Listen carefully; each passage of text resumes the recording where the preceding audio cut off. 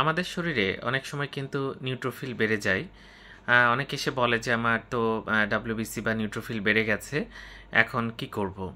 তো কি কি কারণে বাড়ে সেটা নিয়ে একটু আলোচনা করি। প্রথমত যদি কোনো স্ট্রেসে থাকে কেউ তাহলে কিন্তু নিউট্রোফিল বাড়তে পারে।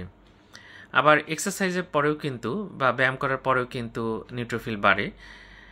যে কোনো ব্যাকটেরিয়াল ইনফেকশনের পরে এটা রক্তের মধ্যে বেড়ে যেতে পারে।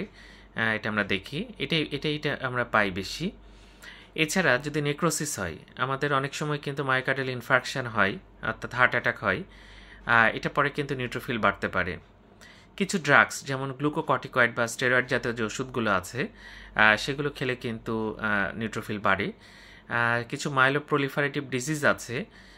এছাড়া যে কোনো ভাস্কুলাইটিস, আমাদের ব্লাড ভেসেলে যদি ইনফ্ল্যামেশন হয়, তাহলে কিন্তু নিউট্রোফিল বাড়তে পারে। এরপরে যেটা বলি সেটা হচ্ছে গাউট। আমাদের ইউরিক অ্যাসিড বিভিন্ন জয়েন্টে জমা হয়, যেটাকে আমরা গাউট বলি। এর ফলে কিন্তু নিউট্রোফিল বাড়তে পারে। যাই হোক, এরকম বাড়লে আপনি ডাক্তারের সাথে কথা বলবেন, নিশ্চয়ই এটার সমাধান পাবেন। ধন্যবাদ সবাইকে।